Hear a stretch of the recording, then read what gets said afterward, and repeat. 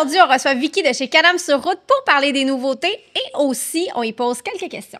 Et avec mon transport du côté de Wildwood pour vous parler de l'événement The Race of Gentlemen, manquez pas ça. Bon balado! Le balado Chicks and Machines est présenté par Can-Am, Levin Chrysler et Demel Chrysler, BC Assure, Bâton Rouge Grill House and Bar et Léo Hardy. Bonjour tout le monde, bienvenue au podcast Chicks and Machines. Merci d'être là, merci de nous écouter, peu importe si c'est à l'audio ou en vidéo. On est vraiment disponible sur toutes les plateformes, Spotify, Apple Podcasts, on est sur Facebook en vidéo, YouTube aussi, donc... Partout sur les internets. Exactement. On est au Idol Garage cette semaine. Mon nom est Cindy Martin, je suis très contente d'être là. Merci Annie aussi de ta présence. Merci, je suis contente de te retrouver après quelques semaines de congé où on n'avait pas de vie, faut le dire. Oui, c'est vraiment le cas. C'est exactement. L'été a été rocambolesque et occupé. Mais on est là, on se retrouve et l'été est fini, mais c'est pas grave. C'est pas grave. Donc là, Annie, avant de commencer, je sais que vous avez un beau concours chez Léo, puis j'aimerais ça que tu t'en parles parce que je pense que ça vaut la peine de participer. Oui, effectivement, les 8 et 9 novembre, c'est une grosse promo nationale que Harley organise. Et ça c'est dans tous les concessionnaires en Amérique du Nord, OK? Mais chaque concessionnaire est propre de faire ce qu'il veut bien organiser. Et il y aura à gagner une moto Fatboy 2024. Harley-Davidson organise ce type de concours-là où il rallie tous les concessionnaires à une seule même cause ou un événement ou une thématique pendant l'année. Et dans les 5 dernières thématiques Harley ont fait sur une échelle d'environ 1 an, on va se péter un peu les bretelles, mais chez Léo Harley-Davidson, on a fini premier 4 fois et une fois deuxième en Amérique du Nord. Sur le nombre de personnes qui viennent au magasin scanner le code QR pour avoir la chance de gagner la moto, parce qu'à toutes les promos nationales, il y avait une moto à gagner. Fait que les Américains, en ce moment, félicitations. ils se demandent « Who the fuck is Léo Harley-Davidson? » C'est sûr que oui. Mais franchement, bravo! C'est le fun. Fait qu'on vous attend les 8 et 9 novembre prochains, vendredi et samedi. Puis il y aura plein d'animations là, sur place, des promotions également. Donc, soyez du rendez-vous. Soyez au rendez-vous, effectivement. Et puis là, avec les fêtes qui approchent, récemment, je me suis fait un petit peu de fille avec mes amis. J'étais jalouse, je vais te l'avouer. C'était bon, on est allé au Bâton Rouge. As-tu pris la patate? Je dis tout le temps non, j'ai pas pris, mais c'est la patate. J'ai pas pris la patate, mais on a pris plein de bonnes choses. Et d'ailleurs, avec les fêtes qui approchent, je vous invite à penser au Bâton Rouge. Et aussi, si vous prenez en photo et vous nous l'envoyez, vous avez la chance de gagner, bon, pas une moto, mais quand même 250 $ pour un bon souper, soit en amoureux ou un souper de filles. Donc, participez au concours et allez voir notre partenaire Bâton Rouge. Et là, maintenant, c'est l'heure de commencer ça avec notre invitée Vicky. Ça va bien? Ça va et toi? Oui, Vicky qui est analyste stratégie produit chez Can-Am. Oui. Can-Am sur route. Exactement. Donc, il y a beaucoup de choses qui s'est passé pour Can-Am cette année. Énormément, dont une nouvelle moto 3 roues. Oui, le Canyon. Exactement. Fait que vraiment un tout nouveau véhicule à 3 roues. C'est pas un Spider, c'est pas un Ryker. Il s'appelle le Canyon. Par rapport aux 2 autres motos 3 roues, il se situe où? Tu sais, dans la gamme de motos, c'est-tu plus sport? Je l'ai pas vu, honnêtement. C'est de type aventure. OK. Donc, on sort vraiment là, de ce qu'on est habitué à voir. On a un look aventure. On a des capacités pour pouvoir aller là, sur des routes non pavées. C'est pas un véhicule en route, mais on peut... où ce que tu verrais une moto-aventure, normalement, là, ben, ça s'y rend puis ça performe super bien. Donc, le Canyon, c'est vraiment tout nouveau. Puis quand vous allez le voir là, sur la rue, on le remarque. Oui, c'est un beau véhicule. Puis je pense que vous êtes allé dans un segment qui grossit. Oui. Puis... est-ce que votre but, c'est d'aller chercher vraiment une autre clientèle ou d'aller chercher des gens qui ont une moto aventure? Vous vous situez où là-dedans? Je pense qu'on va aller chercher un peu de tout. Il va y avoir, c'est sûr, une nouvelle clientèle. Tu sais, le monde de la moto aventure, c'est quand même pas super... C'est pas très facile, là. Des fois, ça peut être super technique. Amener tout le bagage là, sur une moto 2 roues... Ça peut amener... Ça peut faire peur aux gens quand on parle de moto-aventure à la base. Exact. On a besoin de skills, là. J'ai eu une moto-aventure, puis j'en ai j'en ai pas fait beaucoup, là, comparé à un canyon, là, où je pourrais vraiment aller plus loin. Avec mes capacités. Beaucoup de rangements aussi, je pense que vous avez intégré sur exactement. La on a plusieurs packages, mais oui, c'est super facile d'amener du rangement. C'est super modulaire aussi là, pour amener différents types de rangements. Donc, on a des valises rigides, mais après ça, on peut changer avec plein d'accessoires qui vont te permettre d'amener une tente, des chaises, des sacs à couchage. Donc, vraiment, là, beaucoup de possibilités. Mais je pense que je pense que ça va peut-être amener des nouveaux entrants là-dedans qui n'auraient pas nécessairement pensé avoir une moto, mais qui aiment ça faire du camping, qui aiment ça aller en nature, qui aiment ça aller hors des sentiers battus, puis qui n'auraient pas nécessairement pensé le faire à moto. Exactement. Fait que je pense que ça va ouvrir vraiment les portes. Là. C'est un véhicule super accessible. Tu sais, c'est un véhicule comme tous nos Spyder et nos Ryker, où ce que t'as pas d'embrayage, t'as pas de clutch. Donc, c'est un véhicule, c'est facile à conduire. Fait que pour le permis de moto, c'est la même chose que vos autres motos à 3 roues. C'est exactement. la même chose. Pas de permis, de long permis à faire. C'est ça. C'est un permis là, spécifiquement pour les 3 roues. Oui, qui est de 7 heures. Quand même, oui, c'est ça, une formation. Tu peux quand même conduire si tu as un permis de moto. Oh, oui. Mais en effet, là, si ton but, c'est pas de conduire des motos, c'est super accessible comme formation. Puis c'est pas un examen comme tel. Là. 7 heures, un week-end, souvent, là, tu peux... partir après ça, toute seule, sur ta machine. Et qui dit, je voulais pas t'interrompre, mais qui dit moto-aventure, souvent on parle de vêtements de type aventure. Est-ce que vous êtes allé là-dedans aussi? Vous allez développer une gamme de vêtements aventure aussi? On a certains, là, côté apparel, certains vêtements qui s'inspirent de l'aventure qui ont été faits, donc avec protection. Ouais. Puis... pensez-vous aussi aller chercher beaucoup de gens qui, justement, sont soit sur un Spyder, soit un Ryker, qui vont peut-être préférer le Canyon pour plusieurs raisons? Oui, je pense qu'il y en a qui vont changer. L'ergonomie est un peu différente. Au niveau du Canyon, on a fait une ergonomie qui te permet de te lever debout super facilement parce qu'en aventure, on voit beaucoup ça, les gens en moto en aventure. Ben oui. Fait que l'ergonomie est un petit peu plus droit. Moi, j'adore cette ergonomie-là. Je trouve ça super confortable assis. Donc, je pense que ça va en convaincre plusieurs. Là, ça reste un véhicule hyper confortable sur la route. Puis là, si tu l'amènes dans des routes un peu chaotiques ou des routes non pavées, là, j'en ai beaucoup, là, du gravier en estrie. Oui, c'est super confortable. Donc, il y a probablement certaines personnes qui ne pensent pas nécessairement aller faire du camping avec ce véhicule-là, mais vraiment juste par sa simplicité, son rangement, puis l'ergonomie confortable vont venir. Et le look aussi. Je suis quand même une bonne fan du design, là, donc moi, ça serait probablement un de mes choix. Les gens qui voulaient des entrées en asphalte vont garder leur entrée en gravier. Exact. Est-ce que vous avez commencé à le faire essayer un peu aux médias, aux dealers? Oui, il y a eu quelques essais, puis tout le monde est assez convaincu. Ouais. Moi, j'ai pu l'essayer, puis la première fois, c'est assez éblouissant, le contrôle que tu peux avoir là-dessus, puis c'est vraiment le fun.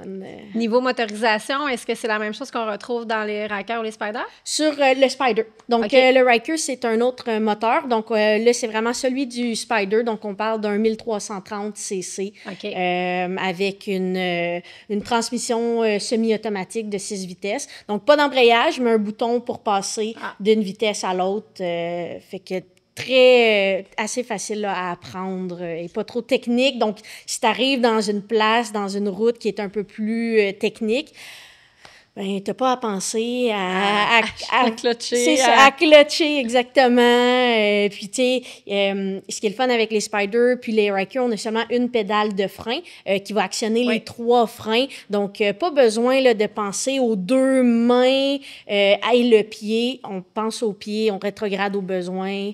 Puis, C'est super intéressant. Est-ce que les gens peuvent déjà, comme souvent, par exemple, je pense à Skidoo, tu précommande, commandes un an d'avance ton véhicule pour l'hiver suivant. C'est-tu la même chose en ce moment? C'est sur commande chez les concessionnaires pour t'assurer d'en avoir un pour la prochaine année? Fait que les véhicules vont arriver là, en début 2025. Vraiment, allez voir votre concessionnaire. C'est la meilleure personne là, pour pouvoir vous mettre en liste pour un de ces produits-là. On risque de les voir au Salon de la moto aussi. Ah, ben oui, c'est sûr. On y pense déjà. Ben oui, parce c'est qu'ils ont vrai. commencé déjà au Salon de la moto d'annoncer les grands partenaires qui vont être présents. Fait que déjà là, ça nous titille un peu. Puis on a déjà hâte à la fin de la saison pour février pour s'en aller au Salon de la moto. Exact. Puis, bon, je sais que tu n'es pas là pour parler de ça, là, mais je voulais un petit mot sur la moto électrique. J'ai eu la chance d'aller essayer à Austin. Comment t'as aimé ça? J'ai été franchement surprise.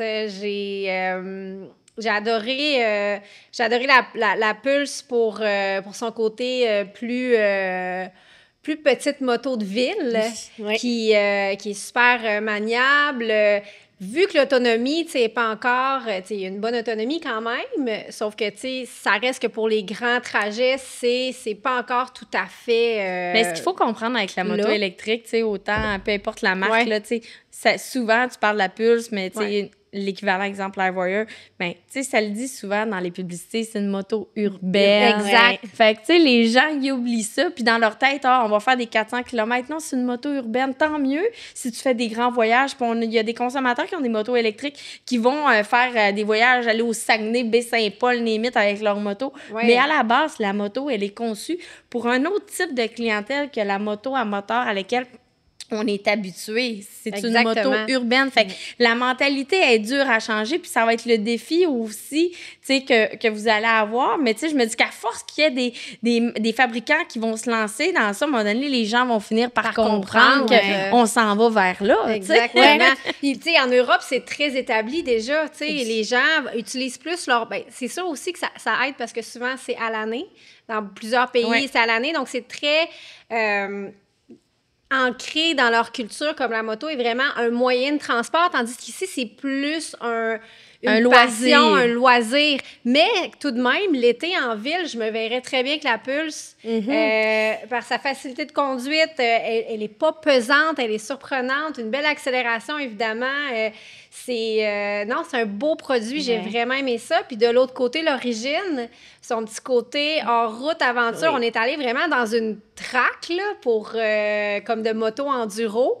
Quand même, ça performe bien. J'ai été agréablement surprise. Encore là, je pense que évidemment, quand l'autonomie va être plus longue, ça va être une belle option pour les gens qui veulent faire de l'aventure, qui veulent faire des longs chemins, les très confortables. C'est tannant traîner ton battery pack dans le bois. Mais franchement, 2 beaux produits. J'ai adoré essayer ça. D'ailleurs, si vous voulez connaître toute mon opinion, il y avait un article sur le site de chicksandmachines.com sur mon essai de ces 2 motos-là.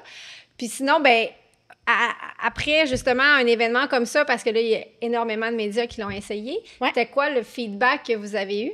Ben, je pense que tout le monde est un peu wow, là.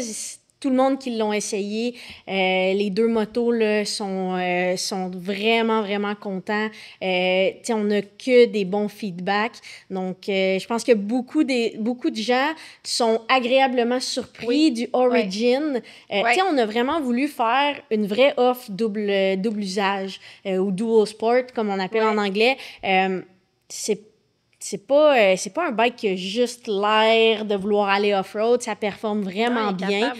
Puis, je sais pas si toi, tu as remarqué, mais sur la route, c'est aussi super confortable. Puis, probablement beaucoup plus confortable que beaucoup des offres de motos à combustion. Là, donc, Puis, tu as mentionné tantôt que, ça va peut-être chercher un autre consommateur qui va pas faire 400 km. Puis ça, c'est vrai, mais je pense que des fois, on oublie notre utilisation qu'on peut en faire. C'est rare qu'on va faire 400 km quand on n'a pas une moto, une grosse moto. Tellement souvent, ça. Puis, fait que, ça répond à la majorité de nos besoins. Là, se promener ici à Montréal, là, tu vas en faire des kilomètres et des kilomètres.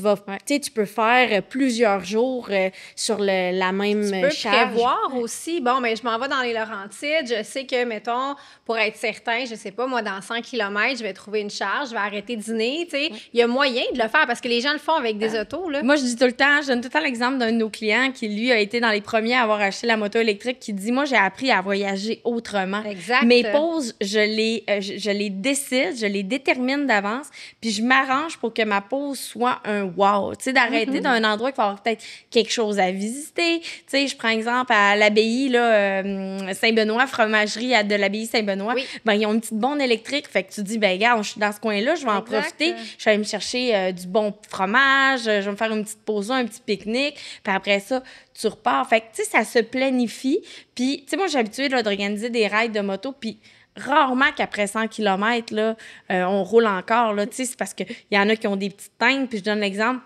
Une moto Sportster, là, quand t'as fait 120 km avec ta moto Sportster, ben t'arrêtes. Fait que pourquoi la moto électrique? Est-ce qu'on bâche les gens qui ont des Sportster autant que les gens qui ont des motos électriques? Non. C'est quoi la différence?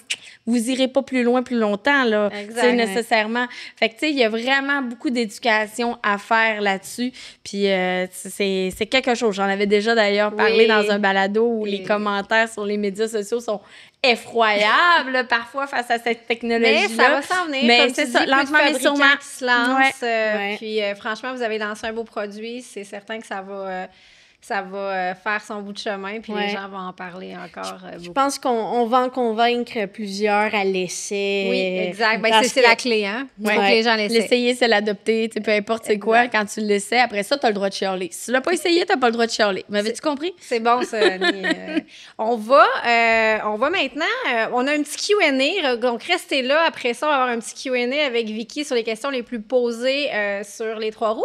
Mais avant, Annie, de quoi tu nous jases cette semaine? J'ai vécu une expérience vraiment incroyable. Je me suis, malgré mon été rocambolesque et overbooké, je suis allée en voyage dernièrement, en plein mois d'octobre, dans des destinations qui sont peu commode, où tu vas là habituellement l'été, c'est-à-dire Wildwood et Atlantic City. Mais pourquoi Wildwood en plein mois d'octobre, où habituellement il fait genre 16 degrés, 18 degrés, pourquoi aller sur le bord de la plage? Eh bien, c'est parce qu'il y a un événement qui existe qui s'appelle The Race of Gentlemen, le TRUG. C'est un événement qui se veut être des courses de moto et de vieux véhicules en bordure de mer. Wow. En bordure d'océan, dans le sable. Mais je veux dire, le décor de tout ça... Le décor est hallucinant. Ça a débuté, évidemment, les courses sur le sable, ça existe depuis tellement plusieurs années. Ça a commencé à l'époque du côté du New Jersey et les premières courses ont eu lieu en 1905. Et là, je parle de courses, c'était vraiment les autos à la base. Okay. Et il y a des hommes comme Henry Ford, Louis Chevrolet qui participaient à ces courses-là, qui allaient tester des modèles et qui ont commencé un peu dans cet univers-là déjà dans les années 1905. Et là, évidemment, c'était beaucoup populaire. À un moment donné, ça a perdu un peu de son charme, son lustre. Il y a des gens qui ont décidé de moins s'en occuper pour différentes raisons. Et là, il y a quelques années, il y a un gars qui s'appelle Mel Stolz, je sais pas si je le prononce comme il faut avec mon accent, je m'excuse, qui lui est un gars qui est originaire du New Jersey, qui a toujours trippé sur les motos, les vieux chars, et qui lui a décidé de partir à un événement avec ses amis. On s'est dit, il me semble que ça serait le fun de relancer ça, de faire quelque chose. Donc, la première année, au New Jersey, il était 15 motos, 15 autos. Okay. Et là, ce qu'il faut savoir, je dis moto, moi, je peux pas débarquer là avec mon Road Glide, là, ST 2024, là. Non, oubliez ça. Faut que ça soit des motos de 1947 et moins. C'est vrai? Oui. Mais juste ça, c'est spectaculaire. Mais oui. Puis même chose pour les véhicules aussi. Il y a vraiment des spécifications là, qui sont énormes. Là. Je vous le dis, là, la panoplie de règles, là, je vais vous en énumérer quelques-unes après, mais elle est immense de choses à respecter parce qu'ils veulent vraiment que l'image de l'époque soit représentative le plus possible, je veux dire au millimètre carré. C'est vraiment là, incroyable. Tout se passe, même que l'habillement des courseurs se doit d'être propre à l'époque de leur moto. Donc, c'est vraiment vintage à l'os. C'est le fun dans les estrades sur le site aussi. Les gens se mettent dans cette ambiance-là au niveau des vêtements également.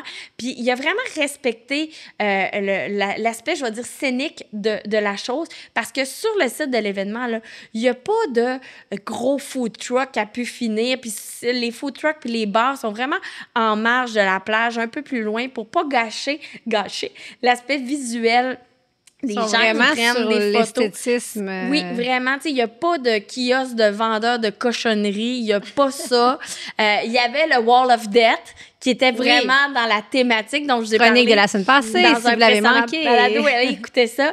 Donc, cet homme-là, Mel Stolz, a décidé, lui, de relancer ça.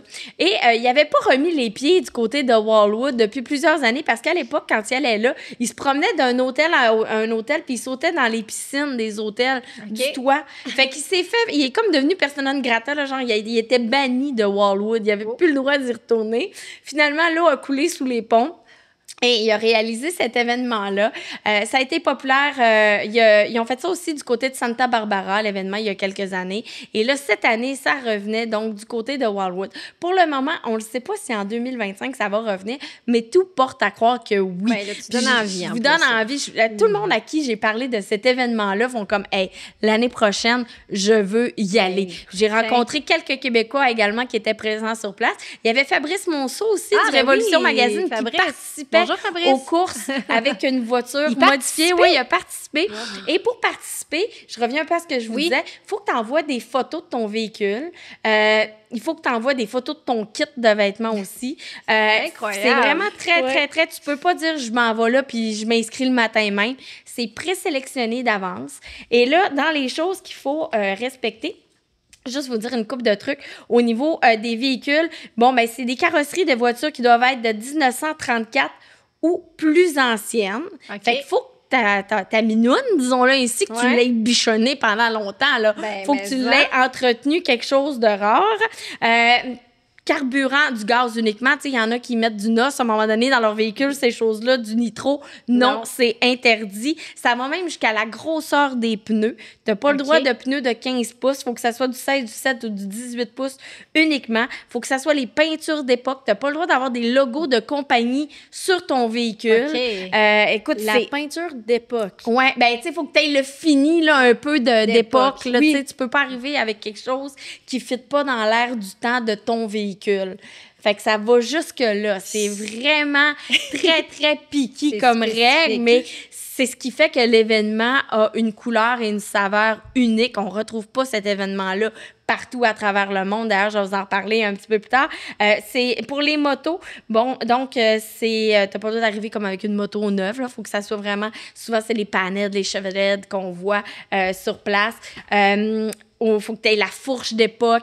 Vraiment, tous les descriptifs là, c'est long sur le site. Et ça va même jusqu'aux photographes qui sont accrédités pour participer, pour aller prendre les photos. Mélanie Vachon, qui est une photographe d'événements moto qu'on connaît bien, elle était présente sur place, on était ensemble là-bas. Et il a fallu qu'elle s'amène 3 kits différents. Puis, si, exemple, ton kit ne fit pas selon l'organisateur dans l'aspect de tout l'événement, t'es out. OK, ils sont très ça va sévères, jusque-là. Puis ce que le fondateur expliquait, c'est que tu veux pas voir des gros Kodak à pu finir, puis qui viennent gâcher un peu l'aspect visuel. Il y a des gens qui prennent des photos à partir de l'océan, qui sont là, qui passent la journée, genre, cachés sur un bateau ou en wetsuit au loin pour prendre des photos. C'est vraiment fou, tout le côté scénique de cet événement-là.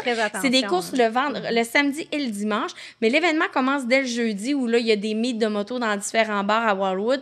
Le vendredi soir, c'est comme un moto social, avec des motos vraiment vintage, modifiées, qu'on retrouve en exposition. Le party est là, tu rencontres plein de gens vraiment cool. J'ai rencontré d'ailleurs un gars qui venait de Montréal, qui connaît le Idol, qui m'en a parlé.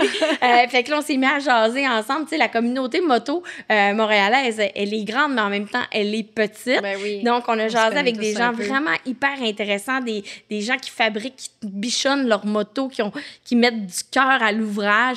Puis, tu sais, c'est des motos, là, souvent, qui roulent même pas, que c'est un bijou, mais qui viennent les exposer fièrement. C'est vraiment le fun. Donc, les courses, c'est le samedi et le dimanche. Il faut payer pour y assister. J'imagine, Puis, dans le fond, l'argent... des billets qu'on paie parce qu'il y a beaucoup d'organisations, beaucoup de sécurité, il faut que la plage soit parfaite. Et ça dit, exemple, l'événement commence à 10 h le matin, mais ça peut commencer un peu plus tard, tout dépendamment de la marée. Ah ben oui, donc, c'est vrai, il y a quand même ils ont ça à tenir en commencé compte. vers 10 h 30 les courses et les premiers courseurs ont commencé les 2 roues de leur moto dans l'eau. Parce vrai. que la marée n'était pas encore assez descendue, mais ils ont dit, on y va comme On y ça, va vous quand êtes à l'aise, let's go, on y va. Fait que c'est vraiment un événement... hyper hot. Et le samedi soir, c'est le gros party sur la plage avec vraiment des chanteurs de rockabilly un peu dans cette époque-là, dans cette thématique-là. C'est hyper le fun. Les gens sont joviales, sont sympathiques. Tu sais, les décors sont faits à la main, là. Tu sais, je pense pas qu'ils se mettent bien de l'argent dans les poches avec cet événement-là. Puis en plus, Wildwood, on s'entend au plein début du mois d'octobre. C'est pas une destination des plus tendances. Non, fait que c'est la ça. ville se met à revivre. Et Mélanie Vachon, qui m'avait dit, elle est déjà allée à l'événement, elle m'a dit, tu vas voir, tu sais, c'est sur le boardwalk, l'événement, il y a des... Mais il se passe rien, tout est fermé, il y a les manèges, c'est fermé. Et finalement... la ville de Wildwood, ils ont fait hey, c'est tellement hot l'événement, puis on veut tellement rendre l'appareil aux visiteurs qui viennent Puis que aider pour les commerces aussi. pour l'occasion, ils ouvrent les manèges ce week-end-là. Ils font une grosse thématique Oktoberfest. Donc, tout est décoré. C'est vraiment un 2 en 1, dans le fond. Ben, tu donnes vraiment envie d'y aller, Annie. Ah oui, puis en tout juste, cas. c'est-à-dire, l'événement, là, l'organisateur, il a été demandé d'aller transporter son événement au Brésil, dans plein d'autres destinations. Puis il dit, mon événement, c'est pas une marque. Mon événement, c'est moi. C'est unique. c'est unique. C'est ma façon de voir les choses.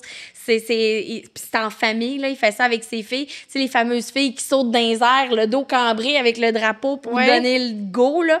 Ben, c'est ses filles à lui qui font ça. Puis je vous le dis, c'est vraiment le fun. Fait que lui, il veut vraiment être le gardien de son événement qui n'est pas une marque à promouvoir. Oui, il vend des T-shirts, des affaires comme ça parce qu'à un moment donné, ça coûte de l'argent un événement comme celui-là. Mais chose certaine, en fin de semaine, je suis encore avec Mélanie, on prenait une bière puis on s'est dit l'année prochaine, on y retourne, c'est sûr. Ben, c'est sûr que tu vas avoir donné le goût à des gens. Ouais, The Race on Gentlemen. Aussi. Allez voir ça sur Instagram, sur Facebook. Vous allez voir les photos. C'est hallucinant. Vous allez vraiment plonger dans les années 1940 à travers les images de l'événement. C'était vraiment extraordinaire. Ben, merci beaucoup, Annie. Merci. Et puis, on finit ça avec un petit Q&A. Sur les 3 roues. Donc, rapidement, la première et la deuxième question se ressemblent un peu. Qu'est-ce qu'un véhicule 3 roues et c'est quoi la différence entre un trike et un 3 roues? Oui. Fait que chez Can-Am, là, nos véhicules 3 roues, c'est en fait là, un véhicule qui va avoir 2 roues à l'avant et une roue à l'arrière. Donc, comparé à un trike, souvent, quand on... C'est le contraire, là, pour les C'est roues. ça. C'est Fait que souvent... une en avant, 2 en arrière. Exactement. Quand on s'imagine un trike ou probablement si tu le googles, ben ça va te montrer ça, là, vraiment 2 roues à l'arrière, une roue à l'avant. De notre côté, nos véhicules sont vraiment faits avec les 2 roues à l'avant. Ça l'amène plus de stabilité dans des virages. Là, donc, on a vraiment un beau véhicule pour tout ce qui est stabilité. Nos produits Can-Am, que ce soit les Ryker ou les Spyder, ou maintenant le Canyon, là, malgré que c'est des véhicules différents, ben, vont tous avoir cette caractéristique-là. On a parlé tantôt du permis, donc c'est un 7 heures. Je crois que c'est un 3 heures de théorie, 4 heures sur la route. C'est-tu... Je vais t'avouer que les écoles de conduite sont les meilleures personnes pour répondre c'est ça, exactement. je pense que c'est ça, Mais oui, il y a du théorie, il y a de la pratique aussi. Il y a aussi, je pense, un petit peu là, sur la route, un peu de pratique. Là, en circuit fermé sur la route. Tu me fais penser, permis, tu sais, là, c'est sûr que là, je voyais que Technique qui annonçait que leur saison est terminée, qu'il y a quelques semaines de ça, c'était les derniers cours. Mais peut-être que ça peut être une bonne option. On s'approche des fêtes, là. Ça peut être un beau cadeau à offrir. De Noël, ça. effectivement, c'est vrai. C'est pas super dispendieux, mais c'est un petit quelque chose à penser à offrir que peut-être on n'aurait pas imaginé offrir en cadeau. Du ça de même. C'est vrai, c'est vraiment une bonne idée. Un petit cadeau hors de l'ordinaire, là. Ouais. Franchement, avec les fêtes qui arrivent déjà. On y pense. C'est quoi la différence, tu en as déjà parlé un petit peu, mais entre le Spider, le Ryker et le Canyon? Ouais. Fait qu'on va commencer avec le Ryker. C'est notre véhicule un peu le plus petit. C'est un véhicule qui est juste simple, accessible, le fun, sportif, un peu plus pour la ville, donc les petits trajets en mode urbain. C'est avec ça que tu as fait des burns. Oui, avec le rallye. Oui. Fait que c'est ça. Le Ryker, en fait, là, c'est une CVT, donc vraiment aucune vitesse. Pas besoin, là, même pas besoin d'avoir le bouton pour changer de vitesse. Ouais. C'est un véhicule. Oui, exactement. Qui se fait en 600cc ou en 900cc, donc super accessible. Notre 900cc, on va avoir plusieurs packages, dont le rallye que tu as essayé, qui va avoir le protection, roue renforcée, pour faire un peu de gravel, oui, léger, c'est ça, mettons. Exactement. Fait que là, si on amène le Canyon, ben le Canyon, ça va être un peu... Au niveau look, il se ressemble pas, là, mais le Ryker Rally va faire, oui, un peu de gravel, puis tu vas avoir du fun. Le Canyon, ça va être pour les longs trajets, où ce que là, tu peux en prendre de la route chaoteuse, de la route vraiment pas belle, nos routes du Québec, entre autres. Mais tu sais, le Canyon, ça va vraiment être plus axé sur le confort, beaucoup plus de rangement qu'un Ryker peut avoir. Ensuite, on a le Spider F3. Fait que là, si on parle vraiment de l'ergonomie, le Spider F3, c'est le type cruiser. Donc, les jambes par en avant. On va en avoir un peu plus naked, qu'on appelle, pas de windshield, pas de bagages. Puis après ça, on peut aller avec des packages. Jusque-là, tu vas aussi avoir des valises, beaucoup de rangements. Donc, vraiment, encore là, super confortable pour des longues routes. Là, un peu plus axé, tu sais, un look un peu plus musclé, assis un petit peu plus bas. Vraiment, ergo cruiser. Puis, tandis qu'on est dans les comparaisons, niveau prix, ça peut ressembler à quoi? Donc, notre Ryker, c'est vraiment notre véhicule le plus accessible. Oui, exactement. Qui va commencer là, juste au-dessus de 12 000 Ensuite, on a le F3, le Spider F3. Puis après ça, là, on rentre dans la vingtaine là, de 20, je le connais pas exactement par cœur, là, mais puis ensuite, ben, entre le Canyon puis le Spider RT, tu sais, en fait, ça dépend vraiment de ton package. Donc, on a vraiment plusieurs offres, dépendamment de ton besoin, de ce que tu veux, plus de protection de vent. Toute l'accessoirisation qui va rentrer en ligne de compte. Exactement. Tu sais, pour le Canyon, on a une offre qui est moins accessorisée dans le but que tu mettes les accessoires que tu veux, ou sinon, ben, tu peux en prendre déjà accessorisés. Puis, une petite dernière question, parce que là, on commence à manquer de temps, même si ça aurait été le fun de continuer encore à jaser. Carrément, quand les gens veulent aller essayer, ça se passe où, comment? Fait que chez le concessionnaire, là, il y a des essais possibles. Fait que vraiment, contactez votre concessionnaire le plus près. Il y a aussi de la location qui se fait. Fait que ça peut être vraiment intéressant, partir quelques heures jusqu'à quelques journées même. Faut pas oublier que ça prend un permis, par contre, là, donc même les essais. Et une fois par année, on a une journée d'expérience Can-Am. Une journée où tu peux aller essayer. Le concessionnaire va vraiment mettre plusieurs véhicules à l'essai pour les consommateurs. Ben, un gros merci d'être là. Un gros merci à Can-Am qui est avec nous depuis le début. Super impliqué dans plusieurs facettes de Chicks and Machines, autant le podcast ici, l'émission de télé. Les podcasts. Les articles, tout ça. Merci beaucoup. Je sais que vous travaillez aussi très fort pour mettre les femmes en avant-plan puis démocratiser les sports motorisés. Donc, bravo pour ça. Bien, ça fait plaisir. J'inviterais les gens à aller voir. Il y a une page Facebook qu'on appelle Women of On-Road qui a presque 20 000 membres. Puis c'est vraiment une page qui a été créée par des femmes pour les femmes.